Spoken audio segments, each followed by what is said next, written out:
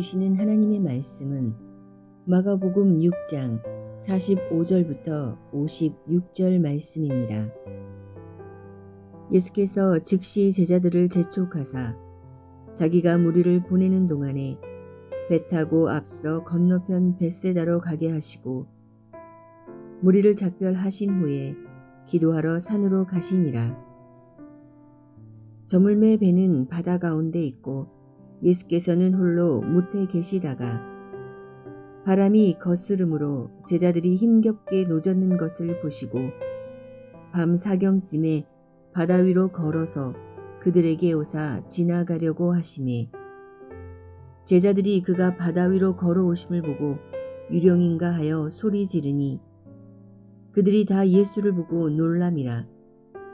이에 예수께서 곧 그들에게 말씀하여 이르시되 안심하라 내니 두려워하지 말라 하시고 배에 올라 그들에게 가시니 바람이 그치는지라.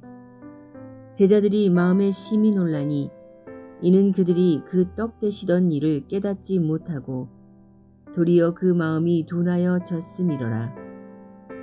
건너가 게네사렛 땅에 이르러 대고 배에서 내리니 사람들이 곧 예수신 줄을 알고 그 온 지방으로 달려 돌아다니며 예수께서 어디 계시다는 말을 듣는 대로 병든 자를 침상째로 메고 나아오니 아무데나 예수께서 들어가시는 지방이나 도시나 마을에서 병자를 시장에 두고 예수께 그의 옷가에라도 손을 대게 하시기를 간구하니 손을 대는 자는 다 성함을 얻으니라.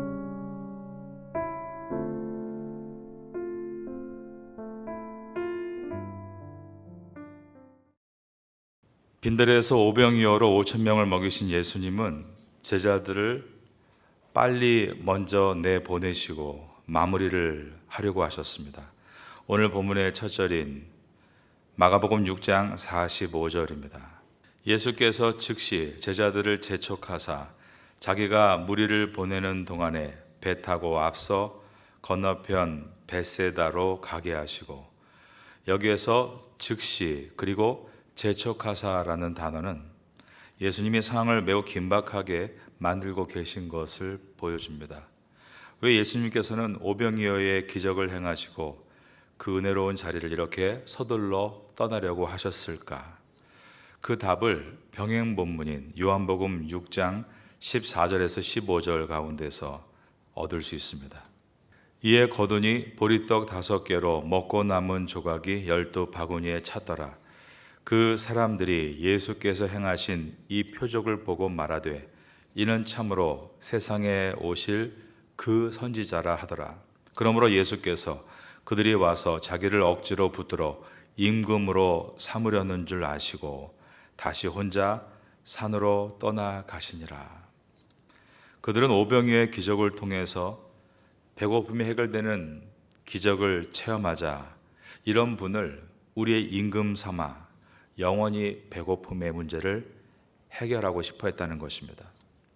그들은 12광주리가 남을 만큼 음식을 만족하게 먹었지만 그 음식을 영원히 곁에 두고 싶은 욕심이 생긴 것입니다. 예수님은 광야, 즉 에레모스에서 푸른 풀밭에 군중을 앉히시고 그들을 배불리 먹게 해주신 것은 결코 하나님은 영혼들을 공경에 방치하지 않으시는 사랑의 주님이신 것을 보여주기 위해서였습니다. 그런데 그들이 주님의 기적을 통해 그 사랑을 배우는 것이 아니라 오히려 욕심을 채우려 할 때 주님은 신속하게 그 자리를 떠나신 것입니다. 예수님은 제자들과 급하게 그 자리를 떠나시고 나서 제자들을 먼저 바다 건너편으로 보내시고 따로 산에 가서 기도하셨습니다. 46절입니다. 무리를 작별하신 후에 기도하러 산으로 가시니라. 예수님이 산에서 기도하시는 동안 제자들은 바다를 건너서 목적지에 도착해서 쉬어야 했습니다. 그런데 바다에서 풍랑을 만남으로 전진하지 못하고 있었다는 것입니다. 47절을 보시면 저물매 배는 바다 가운데 있고 라고 되어 있습니다. 이 부분을 병행 본문인 마태복음 14장 24절은 배가 이미 육지에서 술이나 떠나서 바람이 거스름으로 물결로 말미암아 고난을 당하더라 라고 기록했습니다. 제자들은 빈들에서 5천 명에게 음식을 나누어 주는 일을 했습니다. 사역을 마치고 예수님이 빨리 먼저 돌아가라고 하셨으니 못해도 저녁 음식을 다 차려주고 배를 타고 출발한 것은 저녁 7시쯤이었을 것이라고 생각됩니다. 밤중이었죠. 그런데 그들이 풍랑이는 바다 위에서 몇 시까지 있었는가? 유대인들은 밤을 오후 6시부터 그 다음날 오전 6시로 계산할 때 3등분 혹은 4등분을 했습니다. 이 4등분은 헬라식 방법인데 1경, 2경, 그리고 3경, 4경으로 나누었습니다. 48절의 밤 4경에라는 말은 저녁의 마지막 부분으로서 이 시간은 새벽 3시부터 오전 6시를 가리킵니다. 거의 우리가 예배드리는 이 새벽 시간에 맞도록까지 그들은 배에서 풍랑과 맞서며 앞으로 나아가지 못하고 있었다는 것입니다. 예수님께서 이때 바다 위를 걸어서 제자들에게 오셨습니다. 48절입니다. 바람이 거스름으로 제자들이 힘겹게 노젓는 것을 보시고 밤 4경쯤에 바다 위로 걸어서 그들에게 오사 지나가려고 하시매. 제자들은 이 사건 전에 이미 이 갈릴리 바다에서 풍랑을 만났던 일이 있습니다. 마가복음 4장에 나왔던 내용입니다. 그때 예수님은 흔들리는 배에서 주무시고 계셨죠. 제자들이 예수님을 깨웠고 예수님께서 풍랑을 잠잠케 하심으로 그들이 위기를 모면했던 일이 있었습니다. 그 밤에 바다의 풍랑을 잠잠케 하셨던 예수님은 이 밤에는 그 풍랑이는 바다 위를 걸어오고 계셨습니다. 제자들은 너무 놀라서 유령이라고 소리를 지릅니다. 49절입니다. 제자들이 그가 바다 위로 걸어오심을 보고 유령인가 하여 소리 지르니 그때 예수님께서 안심하라 나니 두려워하지 말라라고 하셨습니다. 5절입니다. 그들이 다 예수를 보고 놀라미라. 이에 예수께서 곧 그들에게 말씀하여 이르시되 안심하라 내니 두려워하지 말라 하시고, 예수님께서 기도하신 산과 제자들이 풍랑을 만나 바다 한가운데에 있는 이 거리는 가깝게 계산해도 5km 정도 떨어져 있습니다. 인간의 시야가 5km 밖에 있는 물체를 관찰하는 것은 쉽지 않습니다. 그것도 저녁 때, 물론 6월절이 가까운 기간이었기 때문에 날짜를 계산하면 보름달이 떠 있었겠지만 말입니다. 그럼에도 그 먼 거리에서 자신의 제자들을 보시고 그 지점에 그들이 어떠한 어려움에 처해 있는 것을 보신다는 것은 이 사건이 바로 예수님은 이 땅에 오신 성자 하나님이신 것을 보여주고 있습니다. 그들이 어떠한 위치에 있는지, 어떠한 상황에 처해 있는지를 정확하게 보고 계셨다는 것입니다. 배를 타고 오신 것이 아니라 또한 물 위를 걸어오신 것도 모든 만물이 그분의 발 아래에 있다는 것을 보여줍니다. 제자들은 이 능력을 지금까지 보고 있었지만 또한 계속 그 능력의 주님을 잊어버리고 살고 있었습니다. 그러므로 예수님께서 오늘 또다시 이 기적을 보여주시는 이유는 예수 그리스도가 누구신가? 예수님은 인간 메시아 정도가 아니라 인간으로 오신 하나님이시다라는 것을 제자들에게 알게 하시기 위해서였습니다.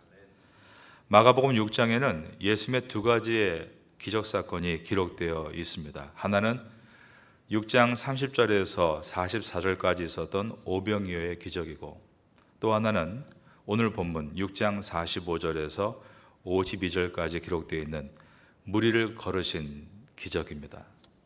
예수님이 오병이어의 기적으로 남자들만 5,000명, 좋게 15,000명에서 20,000명가량의 거대 군중을 먹이신 사건은 하나님이 광야에서 만나로 이스라엘 백성들을 먹이신 사건과 밀접한 연관이 있습니다. 예수님께서 물리를 걸으신 사건은 이스라엘 백성들이 홍해를 건너서 이집트의 추격으로부터 구원하신 사건과 명백하게 연관되어 있습니다. 그러므로 오병이어의 기적과 물리를 걸으신 사건은 이스라엘 백성들이 그토록 기대하고 존경하는 모세와 분명하게 대조를 보이며 이 사건을 통해 예수님은 이 땅의 어떠한 선지자보다 크시다. 그분은 인간 선지자가 아니라 인간으로 오신 하나님이시다라는 것을 보여주고 있는 것이었습니다. 여러분도 오늘 이 기적 사건을 통해서 예수님은 자연 만물을 다스리시는, 그리고 창세 이전부터 그 자연을 창조하신 하나님이신 것을 믿는 성도가 될 수 있기를 예수님의 이름으로 축원합니다. 이 풍랑은 제자들이 예수님을 하나님으로 믿기로 결정할 수 있는 기회를 줬습니다. 인생의 위기가 구주이신 예수님을 만나는 기회가 된다라는 가르침입니다. 제4경이 새벽 3시에서 6시경이라고 말씀드렸습니다. 여러분, 우리는 언제 예수님이 나의 구주이신 것을 알아볼 수 있습니까?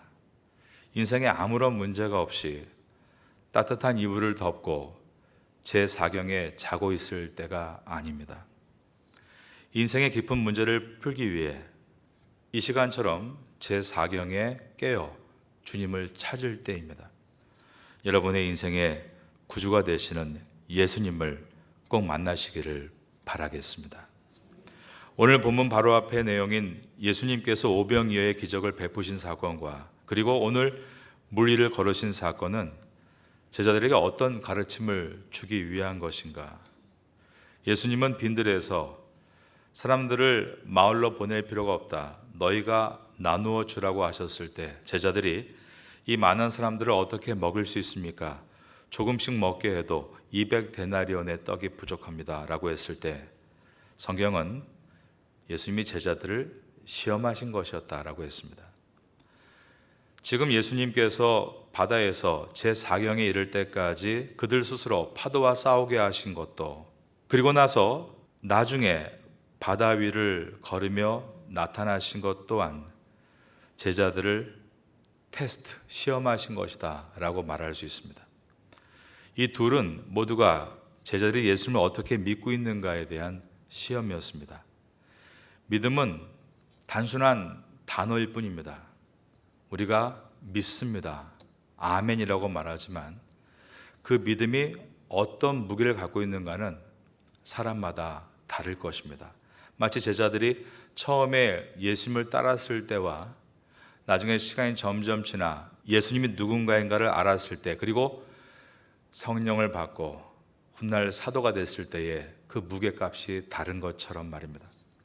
예수님은 제자들에게 음식이 없는 빈들에서, 풍랑이는 바다에서 지금 믿음을 가르치고 계셨습니다.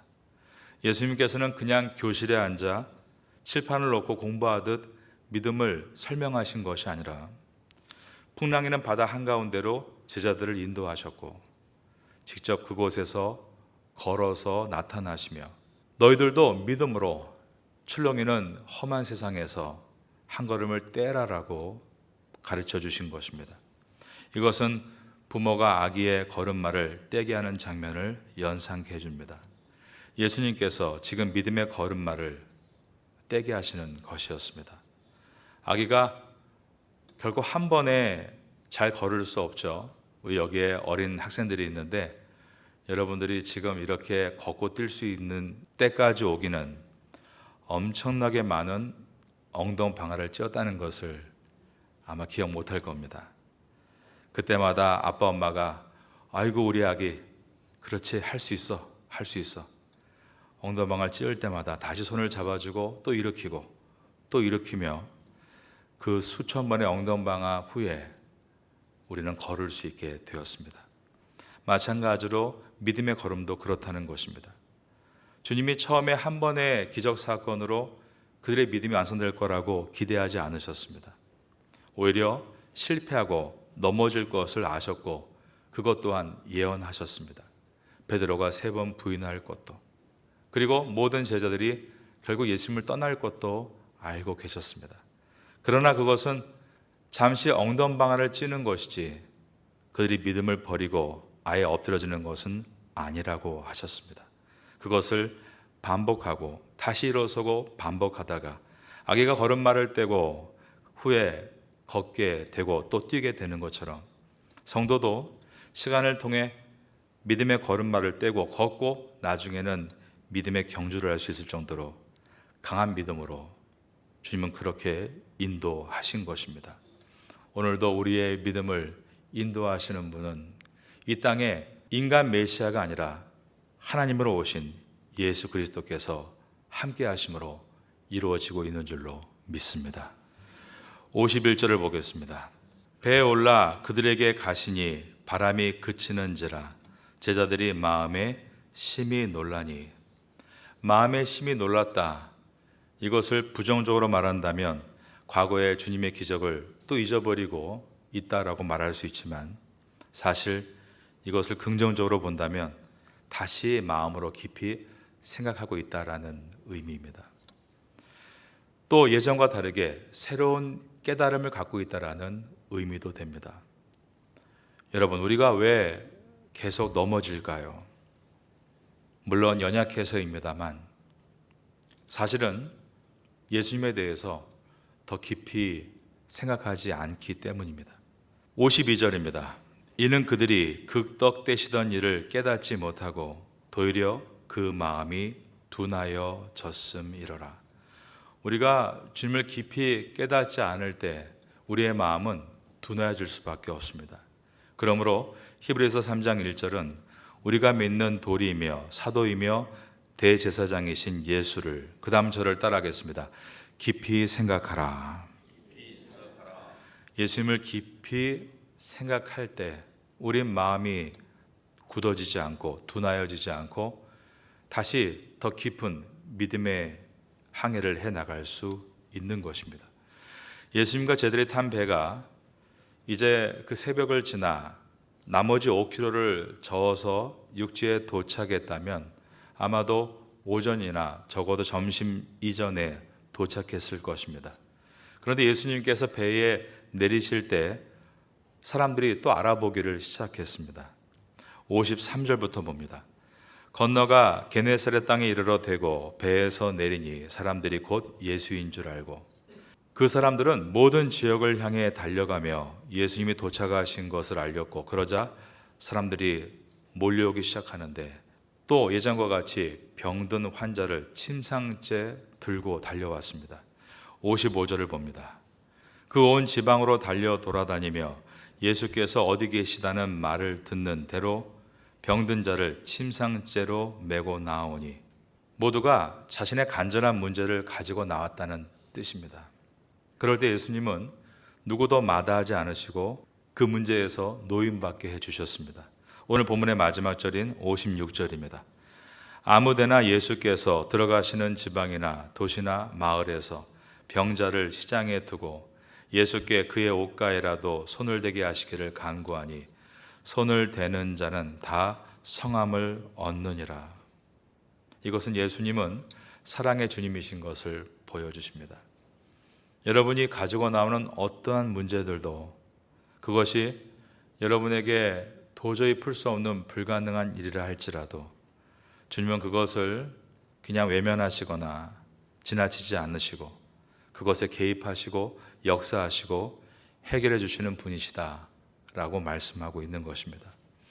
오늘도 이 아침 가운데 여러분의 모든 간절한 문제 가운데 저 앞에 내려놓고 간구하면 주님은 결코 외면하지 않으시고 여러분의 문제 속에 들어가 함께 풀어주시고 좋은 응답을 주실 줄로 믿습니다. 하지만 이 마가복음이 오늘 문맥에서 말씀하고 있는 것이 있습니다. 그것은 예수님은 우리가 그러한 군중으로 머물러 있기를 원하지 않으신다는 것입니다.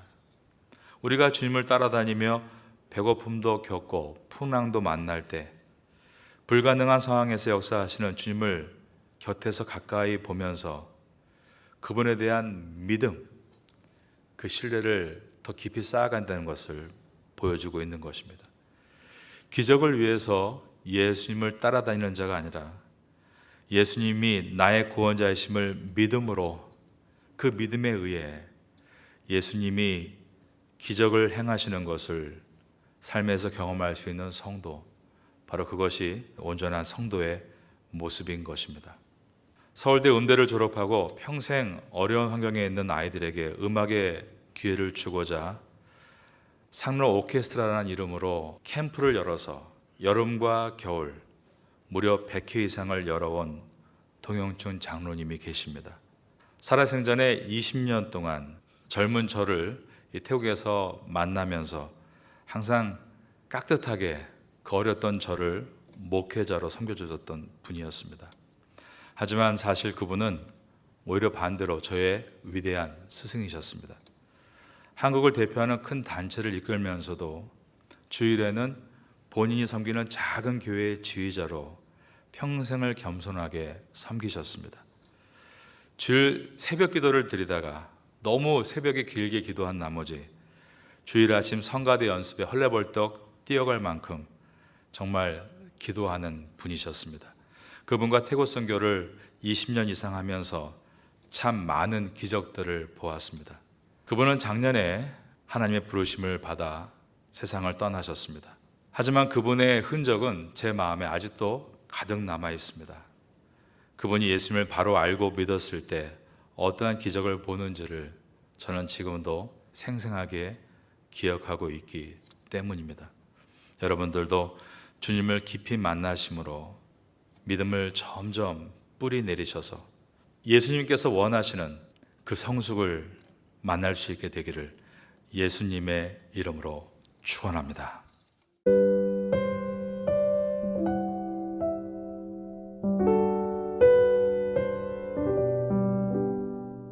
지금은 함께 기도하는 시간입니다. 1월의 기도 제목은 첫째, 신년 특별 새벽 기도회를 승리롭게 잘 마치게 하소서. 둘째, 어린아이에서 어른에 이르기까지 뜨겁게 기도하는 교회가 되게 하소서. 셋째, 각 부서들이 1년 사역을 놓고 열심히 주님의 뜻을 구하게 하소서. 말씀을 붙잡고 기도하는 귀한 시간 되시기를 소망합니다.